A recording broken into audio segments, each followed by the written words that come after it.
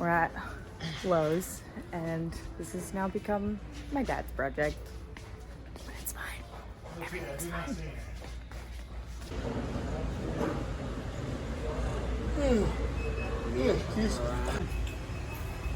I was looking to see if there was a clock, but I'm like, okay, it was 2 something when we pulled in.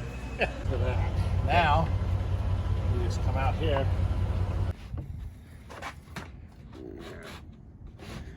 Ugh.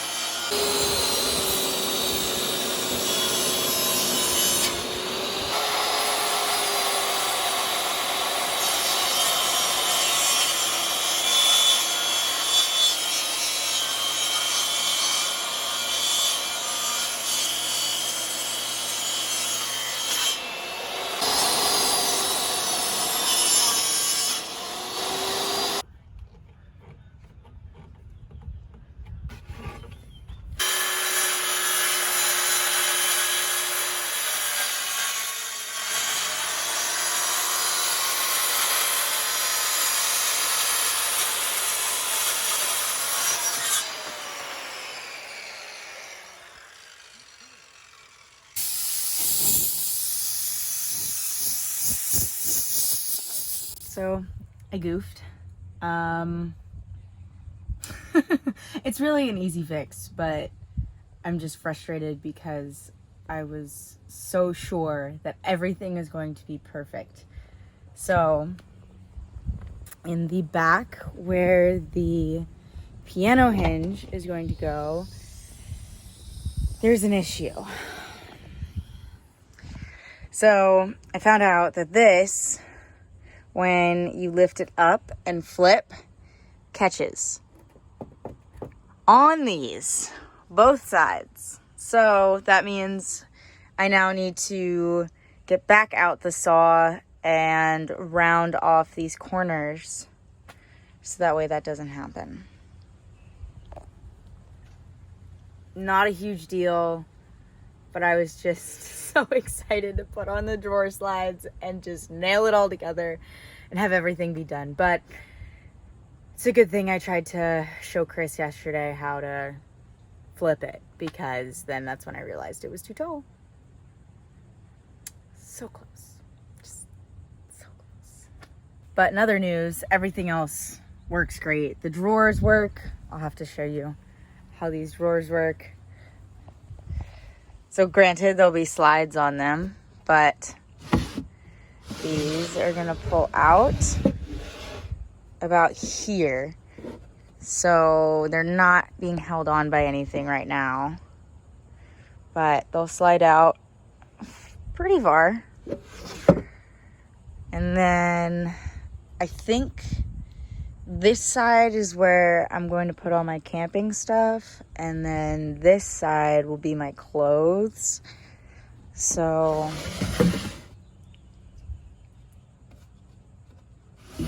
I also don't know where my tripod is, so forgive me and the shaky camera. So this is actually where the countertop will be. Granted, that's just the front of the door, but eventually that'll be a countertop.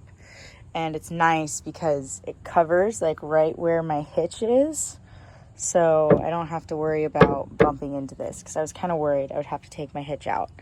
But yeah, so cool beans. Important thing that I want to note is that my car smells like freshly cut wood, and it is amazing. If there's anyone out there that makes car fresheners, fresh cut wood, I would buy all of them. Also, the finished product. These things came out so nicely. Shout out to my friend Courtney for helping me sew them. They're not perfect, but they get the job done. So this is going to be facing the outside. And then I'm going to have little gray trees, gray and white trees. So I went with the gray because obviously the interior of my car is gray. So it was nice. And for anyone who's wondering, this is fabric from the nursery section because it was cute and all the other fabric was like too busy or too bright, and I didn't want to do like neon pink on the inside. So baby trees, baby trees. And I'm thinking I'm going to use these two sections to keep them because I'll have plenty of storage here for clothes. This is all going to be my camp kitchen stuff. And then in this section here, so I will have a solid like 7 inches. So this section here, once I get the crossbar, will be where I keep my shoes on one side. And then the other side is probably where I'm going to keep all my like bath stuff, shower stuff, all that good stuff. Stuff. I said stuff so many times. So there's the beginning. I was gonna wait. I really wanted to wait and just post a really long video, but I think it's the fact that I goofed that made me want to post it now instead of wait. Just because, like my dad always says, you measure twice and you cut once. And while I measured twice, it's very difficult trying to get an accurate measurement from here to here when you also have to put into perspective that you have that the ceiling has these grooves. So like it's not just a perfect square. It's a weird shape, and I did not put that into consideration when I was cutting this piece. But on the bright side, it's too long and not too short. You can always take, trim it, make it good. You can always do that. But I did want to point out that I didn't go with a low profile build. The original plans that I had, I did not factor in the size of the wood into that. So the top sheets of these are 3/4 of an inch and the bottom is 1/2 inch. Yeah, 3/4 and 1/2 inch. So that already gives you an additional inch. And it's like, I did not factor that in, and I didn't factor in the fact that the interior of the drawers will also be affected by the size of the wood. So when I did a low profile setup, the jet boil would not fit comfortably inside the drawer, which pretty much means that there's no purpose for that. If I can't fit my jet boil in it, then why am I even trying to have a low profile?